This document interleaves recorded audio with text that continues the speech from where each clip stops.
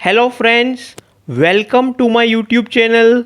I am Tushar from Canada PR Info. In this video, I will talk about Yukon Community Program. I will describe the overview of Yukon Community Program, its benefits, why you should apply in this program, and its eligibility criteria. Okay, so let's begin. The Yukon is located in northwest Canada and it is the smallest Canada's three territories. The Yukon population is around 41,000 and it is one of the coldest territory in Canada. So the winters are almost 8 months long and severe. So, Yukon Community Program is a new Canadian immigration pathway which is launched in January 2020 under the Yukon Nominee Program. It allows foreign workers to live and work in Canada. This program will run for the next 3 years and it may be extended further. The Yukon Community Program is helping the Yukon businesses to meet their labor market needs when they cannot find the Canadian workers. Okay, and if you have a valid nomination for permanent residence from the Yukon, then you may be eligible for 2 years location restricted open work permit under this program. So, for those of my friends who do not know what is location restricted open work permit, the location restricted means you can work in Yukon but you cannot work anywhere else in Canada. And the open work permit means you can work with any employer. Okay, now the best part of this program is that you won't need LMIA, and due to that it should speed up your application process. The LMIA means labor market impact assessment. It is a document which usually required to obtain it before hiring any foreign worker in Canada by the employer. The LMIA usually takes time but you do not need in Yukon Community Program. In addition, proof of funds is not required. There is no age limit restriction.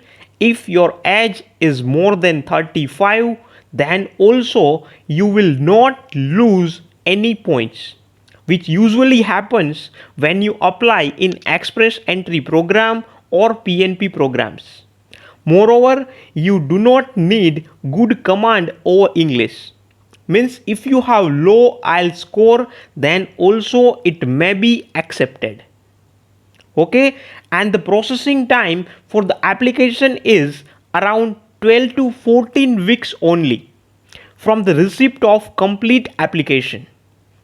And these are the list of participating communities under which you need to find a valid job offer. And the Whitehorse is the capital of Yukon Territory and the population is around 27,000. So most of the jobs that you will find in this participating community. Now let's talk about the eligibility criteria. So you need 2 to 3 eligible job offers in one of the participating communities. So there are two ways. Either you need a single job position with up to 3 different occupations that together equal to one full-time job position, or you need one full-time job position with up to 3 different employers in the same community. Okay, now let's talk about the job offer requirements. Your all the job offers must be in the same participating Yukon community, and the total number of hours per week is at least 30, which is equal to a full-time job. It should be a non-seasonal job, means it should be a consistent and regularly scheduled paid employment throughout the year. The wage must meet the minimum requirements, which is at least 13.71 Canadian dollars per week. Okay, so now let's talk about the work experience requirements. So as per the policy of Yukon nominee program, you need to give the proof of minimum 6 months directly related to your work experience for the job position under which you require the nomination if your NOC code is C or D. And if your NOC code is 0, A or B, then you should provide the proof of 1 year directly related to your work experience for the job position under which you need nomination. Moreover, you also need a signed letter of support from the government of Yukon which contains the details about your job offer, such as the location, the number of hours, the occupation, employer's name, etc. And this letter is used to support your temporary work permit application. Once it is approved, you can travel to Canada and start working for the employer. At the same time, the another letter is also issued to support your permanent residency file. You can also submit your PR file simultaneously and get the Canada PR. Okay, so now let's talk about the proof of education details. As per the policy of Yukon nominee program, the minimum acceptable level of education is the completion of high school. But if higher education is required for the job position or NOC code, then you may need additional qualifications such as diploma, trade certificates, degrees, etc. And for the educational credential assessment, means ECA, you can contact the ICES if required. Okay, so now let's talk about the proof of language proficiency. So as per the policy of Yukon nominee program, you need 6 bands in IELTS exam in each of the 4 categories if your NOC code is 0 or A.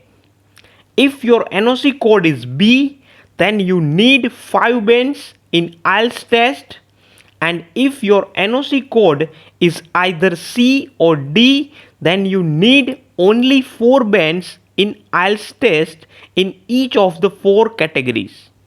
Now it's time to understand the Yukon application process or steps, and for that you can watch this video. In this video I have explained about how to apply in Yukon community program and detailed explanation about the steps to follow. Okay, so you can watch it if you are interested.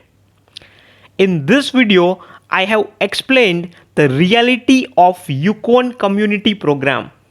I have explained the positive sides, the benefits of Yukon community program, as well as I have also tried to explain the reality about job market, the types of jobs in demand in Yukon territory, the temperature or weather issues, the impact of less population on job market in Yukon.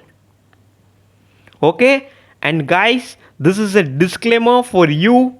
Recently the government of Yukon published an article about the incorrect information about Yukon community program on YouTube. and provided the quick facts and latest updates. So it is explained in detail in this video, so you can watch it if you are interested. So I strongly recommend that do your own research and be clear before you apply. Do not rely on any kind of video or mediator, not even on this video.